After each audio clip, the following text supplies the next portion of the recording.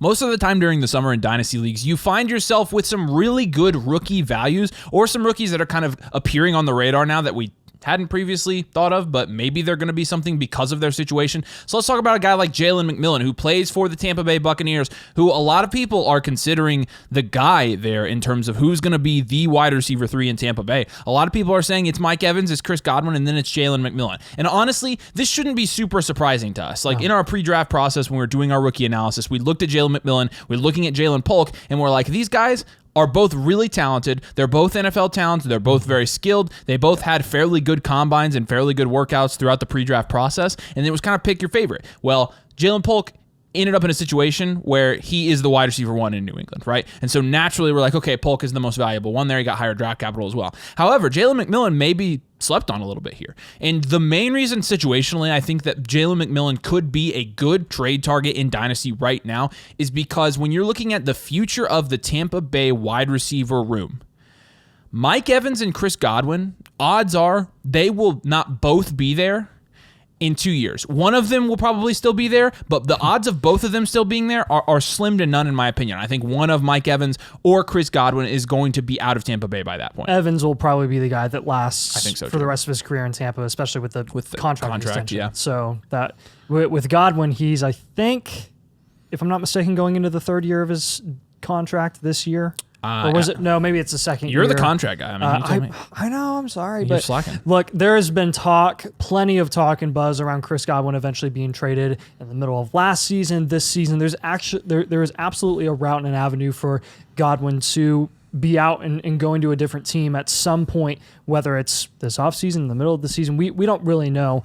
But at the end of the day, the Bucs just paid but they paid significant money to Baker Mayfield, and now they're paying significant money to Mike Evans, and they have been paying significant money to Chris Godwin. They have a defense where they have a lot of money invested on that side of the ball as well. Like, one of these guys is probably going to have to be cut loose, and I would assume just the way that offense has functioned for a decade now, with Mike Evans really being the focal point and the deep threat, they probably just stick with their franchise guy. I mean, I think so too. And when you're looking at Chris Godwin's contract here, they did have a potential out this year. I don't think they took it, right? Because it means he's going to be a free agent in 2025 now. So that's next offseason. So either way, you're looking at Chris Godwin probably hitting the market. He's an unrestricted free agent next offseason. And the odds of him coming back to Tampa Bay, I think are, if they're going to keep Mike Evans, I think are fairly slim. And so then Tampa Bay is going to probably do one of two things. Either A, they're going to look to the draft and they're going to look to stack their receiver room there and replace Chris Godwin, or B, they're going to use Jalen McMillan. And a lot of people are saying, okay, Mike Evans is the X, Chris Godwin is the slot. They've said Chris Godwin's going back to the slot. Does that make Jalen McMillan the Y? And to that, I say, I actually don't know. But I do think in terms of his dynasty value, because I could care less about, like, you know, the logistics of where he's going to fit on the field and, you know, being in for 3 wide receiver sets and things like that. What I care about is his dynasty price and the upside like that goes along with it. And when you're talking about the wide receiver 74 in dynasty, he's equivalent right now to an early third. He's equivalent to Marvin Mims. I think if I'm talking about my personal dynasty team, I'm more willing to take a shot on Jalen McMillan than I am with Marvin Mims. I feel like I know what Marvin Mims is, but also I feel like McMillan was a better prospect, and they're both fairly young. You have guys down here like Keaton Mitchell. Keaton Mitchell could be a good upside pick at running back, but like I'm willing to I just want to take the shot on the receiver there. I think Michael Mayer is now the second string tight end in Las Vegas. I would take a shot on Jalen McMillan there.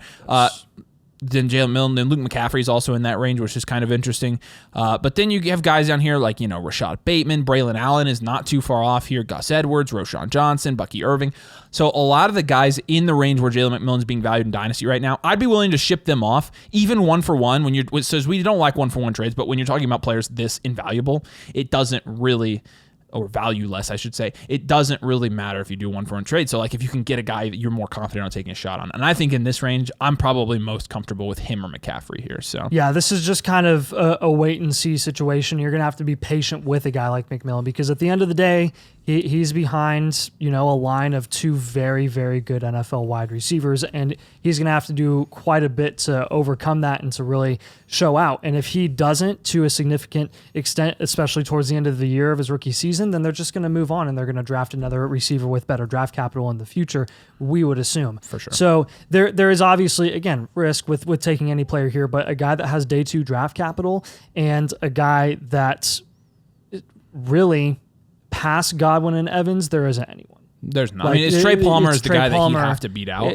Okay. You have Cade Otton there, but Cade Otton, while he's the starting tight end, I think he's a good value in his own right. I don't think that Cade Otton's somebody that's like going to prevent somebody from like Jalen McMillan from breaking out. Yeah, if Jalen McMillan were to break out. Correct. Yeah, and just a little information here, a little statistical info that you might want to know when you're comparing, because we're, again, going into this with the assumption that Chris Godwin's going to be out before Mike Evans is in Tampa, which means that McMillan would, in theory, fill Godwin's shoes. Correct. So when you're looking at their college stats and kind of what the roles that they played in their respective offenses, Chris Godwin, obviously, quite a while ago in 2016, he 2015 and 2016, he had 69 receptions, nice, 1,100 yards, 16 yards per reception, and 5 touchdowns. Then his second year, he gets 59 receptions, 982 yards for 16.5 yards per reception, and 11 touchdowns. Jalen McMillan, his yards per reception is a little bit less than that. It's like 14 yards per reception in 2022. His junior year, off of 79 receptions, he gets 1,100 yards. So 10 more receptions, same amount of yardage. And then 9 touchdowns as well. So you see a little bit of similarity there. And then his last year, struggling with injury a bit, he did have 45 receptions for 550 yards, 12 yards per reception, and 5 touchdowns. So obviously they don't play, in college they didn't play the exact same role because you had your Odunze in Washington and Chris Godwin was kind of the top option in Penn State in the early or in the mid 2010s. But you can kind of see, like, if McMillan were to pan out, what Godwin has offered for the Tampa Bay Bucks schematically could be something in theory that McMillan could potentially fill the shoes for in his second and third year. Yeah. The next guy on this list is somebody we didn't even have really on our radar until people started talking about. Really, the reason that he's on everybody's radar right now is because of opportunity. Yeah, it's 100% opportunity. And honestly, I respect the opportunity and I respect the value upside that comes with low draft capital running backs. And I'm not saying long-term value upside. I'm saying because of the volatility of the running back position, there's a negative to that and there's a positive to that. And with the just demand at the running back position right now in Dynasty, people are very willing and very hasty in the market to spike someone's value. And if Dylan Laube, if Dylan Laube ends up getting an opportunity where he scores, 15 points and 15 points the next game and then 20 the next game, over a short sample size, he's going to become worth a second round pick. That's just what happens with these types of running backs. He's 24 and a half years old, just so you know. He's older than Javonte Williams, going into the 4th year of his NFL career. So are we going off of this shot in the dark, honestly, because of his age and his long-term value upside? Absolutely not. But he's going onto the same team where Zamir White didn't really have much value upside either long-term, and he still is worth a significant amount just because of the volume and the vacated opportunity that's there going into 2024. To me, I think Laube has just as good a chance to be productive and to earn his spot in that offense as much as Zamir White. Yeah, Zamir White was productive towards the end of last year, but he didn't have any receiving upside that he consistently showcased. So really, I mean, this could be a running back by committee. This could be hot hand. To me, this just screams one of those situations where it's like, remember Pacheco a couple years ago, 6th round pick. People were like, keep an eye on Pacheco because it's just going to be hot hand in that offense and they're going to run the ball. Same thing's going to happen here. Absolute same thing. I kind of want to hear about his college production too, if you want to learn more about that. I mean, when I was Googling this guy and I was like, okay, I want to be able to look at his production in college, and I started watching some of his highlights even, I really couldn't find much because he played at New Hampshire. So you're talking about not having a ton of games on national television, not having a ton of games, even remotely on the radar of anybody who's watching college football. But when you're looking at what he's able to do from a rushing standpoint, his last year he had 158 attempts for 715 yards. So he's fairly efficient every year. 4.5 yards per carry. The year before that, he had 1,200 yards on 245 carries for 4.9 yards per carry and 15 touchdowns. So very productive at New Hampshire, even though it was New Hampshire. Looking at his receiving upside, though, in 2023, he had 68 receptions for 700 yards and 7 touchdowns, an average of 10.3 yards per reception. So remember when I said that Zamir White had no receiving upside? So I'm curious, is he listed as the second back on their depth chart? Because I don't know who else it would be. Who else is still there? Outside of Zamir White, I don't know if there is anyone there. Let me look. So, again, if this is a guy that like has significant receiving, I mean, he's selected 208th overall, right? Alexander Mattison is there. So in terms of like figuring out that running back room, let's look at where Alexander Mattison is being valued right now. I wonder if people. So Alexander Mattison is actually valued lower. Same. Yeah. So that's interesting. So people, essentially, the dynasty community is betting that Dylan Laube is going to be the guy over Alexander Mattison in terms of the change of pace back, which Alexander Mattison doesn't possess a ton of receiving upside anyways. No, so when you're looking at guys in that room that could potentially fill that void for the Raiders, Amir Abdullah is back there, but then you've got like Sincere McCormick, like none of these guys. They're not going to make the team. So I think there could be something there. I mean, when you're talking about his price, like he's pretty cheap. He's the running back 66 on Keep Trade Cut. You're getting him for like an late third, early fourth. Yeah, these later rounds are really where opportunity and volume do come into play, and you can start playing the vacated volume game because I would rather take a shot on Laube before I would on a guy like Isaiah Davis or even Braylon Allen. Well, I think so too. Because again, you're targeting situation. Exactly. Yeah. Exactly. And I think you should target situation over Braylon Allen being as big as a linebacker. Who has the quickest route to a starting job? Yeah, of those guys that went. So in that range. So if Zamir White gets hurt, you know he's going to be on the field, like because then it's Madison and him, like at bare minimum. Right. So and it's very similar, honestly, to Kamani Vidal. We just like Vidal better as a talent, as a prospect and a talent, and the dynasty community is onto him.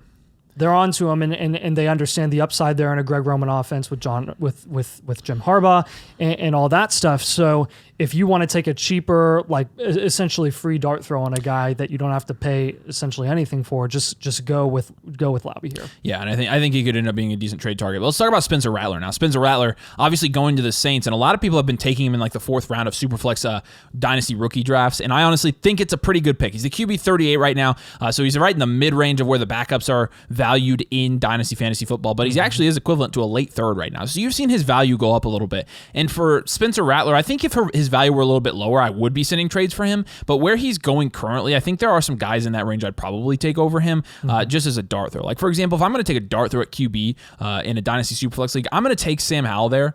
I'm going to take Tyler Lockett there for sure over Spencer Rattler. Aiden O'Connell, I think, is just as good a dart throw there as Spencer Rattler. The thing with Spencer Rattler, Cade Otton's down there. I think Cade Otton's a starting tight end there. The thing with Spencer Rattler, though, is that he's sitting behind, Nathan and I were kind of looking at this earlier, the most mid quarterback of all time in Derek Carr. Like, Derek Carr, I'm like, yeah, I was looking at some of his efficiency metrics, and I'm like, yeah, this is really bad. And then I was like, oh, that's actually really good.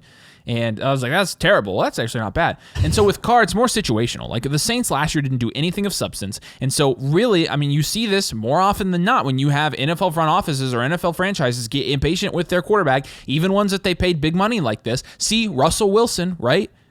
Even Russell Wilson got a huge contract, and as soon as he was like not as good as they thought, they were basically like, yeah, whatever. Now, granted, Russell Wilson was doing high knees on the plane. But with that being said, like they paid Carr, but surely they're not. I mean, like I don't have any confidence that Derek Carr is going to lead that team to. I don't have any confidence that he's going to finish the season as the starter. So, they have no reason to do that if they're not going to be on a playoff run, and chances are they likely are not with Seattle on the right. Likely not. Sorry, not with Seattle. With Tampa. Seattle's going to prevent them. With Tampa having a quarterback that actually helped them go to the playoffs, and then you've got Carolina on the rise with Dave Canales and his quarterback magic, and then obviously Kirk Cousins and the Falcons going on a Super Bowl run. At least you would have thought before the Penix pick. And I know I'm going to get crap for that. Nathan, but you don't have ball. Look, let's be honest. There's a good route for Spencer Rattler to get a starting opportunity this year because why not? And we don't have to look at the high-end guys who had low draft capital that ended up being amazing, like your Brock Purdy's or Dak Prescott's or Russell Wilson's. Look no further than Sam Howell. Look no further than Matt Corral. Look no further than Malik Willis with third-round draft capital and still had significant value at a certain point in time just because he had starting opportunity. This is case in point how you play the market. I don't care how good Spencer Rattler is or isn't in the NFL. The second it's announced that he's going to be starting in a real NFL game is when his value is going to skyrocket. And someone in your league is going to freak. Someone in your league is going to be a believer, and they're going to overpay and give you a late second. I believe it. It's going to happen. It happens every year. Yes. It happens every year with guys like that. All right, talk about Will Shipley now. Yeah, Will Shipley is interesting because I just went through this whole spiel about Laube and how you want to take a shot on a guy who has the quickest route to getting a starting opportunity, and Will Shipley is not one of those guys. He's playing behind Saquon Barkley, who just got paid $13 million a year in Philadelphia. But if we've learned anything about Philly's offense and how they operate, it is they can help multiple productive assets in that offense produce at a high level. True. And they like using multiple running backs. You have a lead running back in Saquon Barkley who can be very productive, but they utilize people past that as well. And look no further than Kenneth Gainwell, who year after year after year after year has been the undisputed, unquestioned number 2, sometimes even number 3 option because of the whole Rashad Penny hype last year. And he still had significant value. He has been worth a second-round pick in the past. Will Shipley, the Philadelphia Eagles invested a 4th-round pick in the guy. That's not insignificant. That's not insignificant at all. I mean, you're talking about the same range that Zamir White went in the previous year, where we knew that he was going to be a decent long-term investment because you knew he was eventually going to get an opportunity if they didn't re-sign Josh Jacobs. Lo and behold, here we are. Zamir White is worth a second-round pick. The difference between Zamir White, again, we keep talking about him, alluding back to him, and Will Shipley is that Will Shipley has significant receiving upside. That's actually why he got drafted that high. Now, obviously, Saquon Barkley is incredibly talented, and he's going to have receiving upside, rushing upside. He's going to get everything. We know that for the most part. But look who's behind Saquon Barkley. It's Gainwell, who has never amounted to what Philly or anyone in Dynasty wanted from him. So then they go and they spend a 4th-round pick on Shipley's a replacement. Shipley is the next man up. We don't account for injury, but at the running back position, with the volatility at the running back position, you absolutely take dart throws on guys who are in a position to take the lead back role given a certain circumstance. Yeah. See Zach Moss, for example. Yes. We see this time and time and time again, and what better shot to take than on a guy who was drafted in the 4th round? I know it's day 3, just like the 6th round, and historically and statistically speaking, they all have pretty much the same hit rates or whatever, but Philly's no joke. Howie isn't screwing around taking a running back in the 4th round. Like, they don't just do that willy-nilly. They do that intentionally, and to me, I think the receiving upside paired with the potential opportunity that he could have even as the second option there, just because of the way that they've run their offense with Jalen Hurts, is to me enough to take a shot on him where he's going at price. You've convinced me, because I wasn't sure about that when I let you talk about it, and honestly, I think you might be right. Especially trusting Howie. That guy, it ticks me off how he just gets good he does get lucky in the draft. Lucky. It's ridiculous. Gosh. All right, so anyways, let's talk about Ben Sinnott. Ben Sinnott's a guy we've talked about on this channel before, but he's a guy that his relative athletic score was 9.49. This guy is elite athletic. He had what was his 40 time? 4.68 40 time. For a tight end, guys, for a guy that when you're looking at his size, he's 250 pounds. He's 6'3", almost 6'4". That's ridiculous, right? His vertical was 40 inches. He is a guy that, from an athletic standpoint, really impressed at the combine. And then after that came out and was the 53rd pick in the NFL draft, being drafted in the 2nd round. This is a guy that a lot of people, were saying, okay, JT Sanders. We were saying this. The JT Sanders was the second best tight end in this class. No, it's. Guess what? We were just wrong. Imagine that. Imagine that. When has that ever happened before? Right. Besides literally every freaking time we talk. And now Ben Sinnott is the guy here. He is the tight end 2 in this class from a dynasty standpoint. And when you're looking at what he's able to do in college at Kansas State in his last year, 676 yards, an average of 14 yards per reception. He had 6 touchdowns. He had 447 yards in his sophomore year for 4 touchdowns.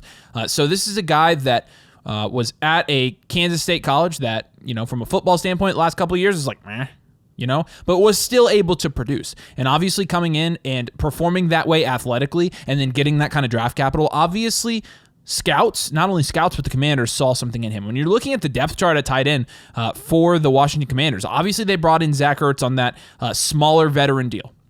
But outside of that, none of those guys are going to threaten Ben Sinnott for the starting job. In fact, I don't think Zach Ertz threatens him for the starting job. Zach Ertz is somebody like a year and a half ago where I was like, yeah, he's a great value in Dynasty. He's dirt cheap and he'll get you some points. Zach Ertz is old now. And sometimes with tight ends, you do reach that point where you're just old. Yeah. And he's just old. Not old enough, I don't think, to challenge Ben Sinnott. I think they why spend a 2nd round pick on a tight end if you don't plan on starting him over a 32-year-old veteran? I think that for sure you're going to see who has Ben had Sinnott. significant injuries over the last multiple years and hasn't been able to keep it from happening consistently either. So. Yeah, I mean, you look at Zach Ertz. unfortunate. Zach Ertz's sleeper profile, latest news, Zach Ertz could lose opportunities to the rookie. Yeah, I think he's going to do a lot of that. And so with Ben Sinnott, let's talk about his dynasty value, because we wouldn't be talking about him if we didn't think he was actually a good value. He's a guy that was going consistently in rookie drafts, like mid-third, I want to say. He's the tight end 14 on Keep Trade Cut, which you'll see that and you'll be like, okay, he's already ranked way too high. That means nothing, because the tight ends like 10 and down are like, ugh. He's value equivalent to a late second on here, actually, which I think I would call phony on this price, because I've never seen him go that high in a draft. Ever in my life seen him go, it's 209. I'm like, no way. He's not going at the 209. No. He's value equivalent on here to, wow. No way he's in this range. Dontavian Wicks, Marshawn Lloyd. I've never seen him go. Jermaine Burton, Roman Wilson. Never seen him go above those guys. Aaron Jones. No, this is wrong. This is where Keep Trade Cut has its shortfalls. That's why you should go over to Flock and use those community rankings. Which, by the way, flockfantasy.com/domain. All the membership option gets you this. It gets you a free team blueprint. It gets you the My Teams tool, which is really, really popular right now. It gets you the dynasty rankings. It gets you the trade calculator. But you can get that free team blueprint, which is a comprehensive multi-year plan for your dynasty team. You also get 30% off any other blueprints you want to buy for your other dynasty teams, which now, of course, available because of the feature on the site where you can buy as many of those things as you want, no matter which code you use, no matter if you're a subscriber or not, no matter if you're a domain subscriber. What? But domain subscribers get a fat discount on those things. So we'd recommend you go over there, flockfantasy.com/domain. You get Nathan and I's one-on-one advice if you are a domain member. We would love to have you over there. But again, with Ben Sinnott, I don't think this is his price. I think you're getting him cheaper than this. And depending on, I think this is a very league-dependent thing. So definitely send a feeler for Ben Sinnott and see if you can get him for like really, really cheap, because he would be a really high upside and high reward guy. I mean, I think he's a starter. Well, I mean, to me, he kind of screams the Sam Laporta situation from last year. And I'm not saying that Ben Sinnott is going to be as productive as Sam Laporta. I'd be out of my freaking mind if I were to assume that and call that shot. It's not going to happen. That was historic. But when you're looking at the situation, it's kind of one of those where at face value, you're like, there's a lot of mouths to feed. You've got Terry, you've got Dotson, who's a former first-round pick that hasn't really been what you thought he could be, but he's still there, has a lot of team investment. You've got your running backs, your receiving upside guy in Eckler. You've got your ground and pound guy in Brian Robinson. You got your rushing upside quarterback in Jaden Daniels. You took a third-round wide receiver on Luke McCaffrey. Oh, and you're right, you said Zach Ertz and this and that and this and that. All these players, all of these guys that, honestly, aren't as good as, your premier assets. And I look at the Lions situation last year, and we were having the same conversation. Sam Laporta, how's he going to get an opportunity when Amon-Ra's taking half the targets, when Jamison Williams is obviously going to break out and be amazing, when Jahmyr Gibbs and David Montgomery are taking all of your carries and taking all of the red zone opportunities and touchdowns. It's the same conversation, but less talent in Washington. And Ben Sinnott was taken in the second round with a rookie quarterback who has passing limitations. He does. He does have limitations as a passer, and he showed it on film at LSU. They schemed him up to be successful there. And it wasn't because of the talent of Neighbors and Brian Thomas. I'm saying like the actual scheme that LSU ran is a lot of the reason that Jaden Daniels had passing success, and it was by limiting what he did. That's not necessarily a super huge negative in saying that he's not going to work out in the NFL, but what I'm saying is the way that Jaden Daniels was utilized in LSU is perfect for Ben Sinnott. His strengths as a passer are perfect for what Ben Sinnott does and has showcased in college and will probably do in the NFL. It's why they took him in the second round, and it's why there are so many people that are way, way more informed and knowledgeable with film and scouting analysis and all this stuff than us. They're in love with this pick. And if it weren't for the pairing, they'd be lower on the guys as individuals. But together, this is like what you want to see. So don't be surprised if Ben Sinnott outproduces by quite a bit what his current price is in Dynasty, and why he might end up being the best tight end value in this class. I absolutely believe it. All right, let's talk about the king of Dynasty fantasy football. Bub Means. He's amazing. He's on the Saints. He is the highest riser on Keep Trade Cut in the last 30 days, and I have absolutely no idea why. Right, I've done some investigating. So he gained all of his value in 2 days. And I looked into the news cycle and nothing was there. I think the reason he's the highest, I think he wasn't ranked on Keep Trade Cut until June 4th. And then they're like, oh, now he's the wide receiver, 126. Special teamer, baby. This is one where I literally see his name every time I check out Keep Trade Cut. I'm like, what is happening? I think it's a prank, honestly. I legit, you gotta check your calendars at April 1st. I told Nathan, I was like, there's this guy named Bub Means in here. And Nathan's like, no, it's a joke. And I was like, no, it's a real player. And he's like, no, it's not. It's some kind of joke. I'm like, it's not a joke. And so with Bub Means, make sure you drop a like on this video and make sure you subscribe to the channel. If you play Dynasty Fantasy Football, we also play Dynasty Fantasy Football, so it kind of works out if you subscribe. We're trying to get to 15,000 subscribers before the start of the season. We are almost at 13,000, so I think we can get there. So let's try to get to 15K. We do appreciate you guys joining us. 15K by opening day. I wasn't going to do the whole rhyming thing this year, but I guess I can. Well, here we are. I thought we keep doing it. I thought we grew up past that, and I thought we were too cool for that now.